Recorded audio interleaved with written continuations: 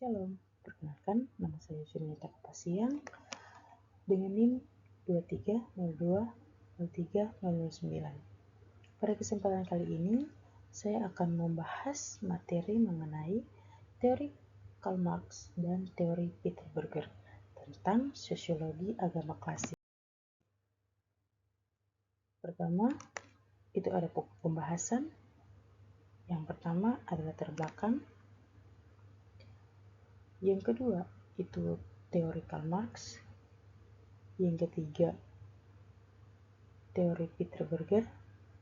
Yang keempat, perbandingan teori Karl Marx dan Peter Berger. Ada latar belakang. Agama merupakan fenomena krusial yang melekat dalam kehidupan manusia dan memiliki hubungan erat dengan struktur sosial. Dalam kajian sosiologi, agama tidak hanya dipahami sebagai sistem kepercayaan, tetapi juga sebagai instruksi sosial yang berperan dalam pembentukan nilai, moral, dan perilaku masyarakat. Peter Berger melihat agama itu sebagai bagian dari konstruksi sosial yang diciptakan manusia melalui interaksi sosial.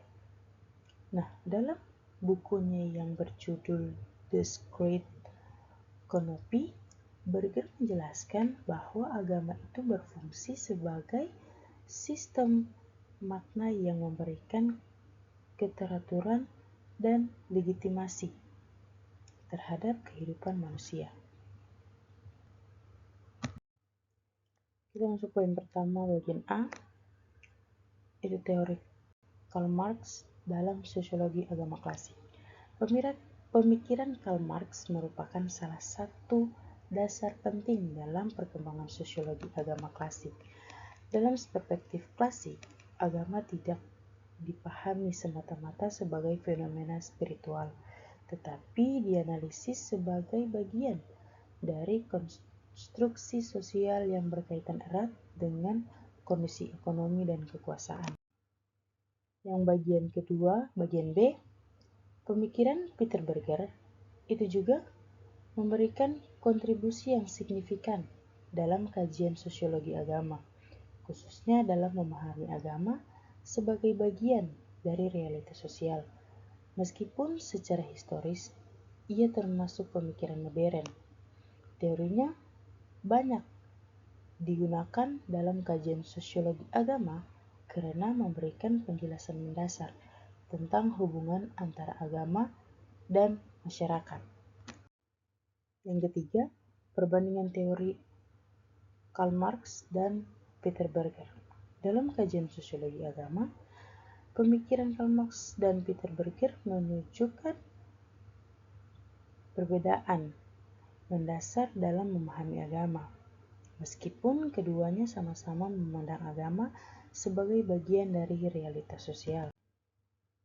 Nah, menurut Karl Marx memandang agama sebagai produk dari kondisi sosial ekonomi yang tidak adil. Dalam perspektifnya, agama berfungsi sebagai alat untuk mempertahankan struktur kekuasaan dan memenangkan masyarakat yang tertindas. Sedangkan Peter Berger melihat agama sebagai hasil konstruksi sosial yang memiliki fungsi sosial dalam kehidupan masyarakat. Agama dipahami sebagai sistem makna yang membantu manusia dalam memahami dunia serta menciptakan keteraturan sosial. Yang terakhir ada kesimpulan. Berdasarkan pembahasan yang kita sudah bahas bersama, dapat kita simpulkan bahwa agama dalam kajian sosiologi memiliki peran yang sangat penting dalam kehidupan sosial manusia.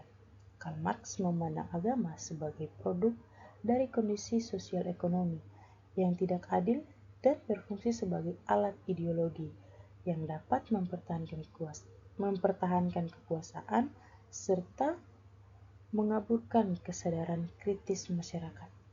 Nah, sebaliknya, Peter Berger melihat agama itu sebagai hasil konstruksi sosial yang dibentuk melalui interaksi manusia dan berfungsi sebagai sistem makna yang memberikan pedoman hidup. Sekian presentasi dari saya, terima kasih.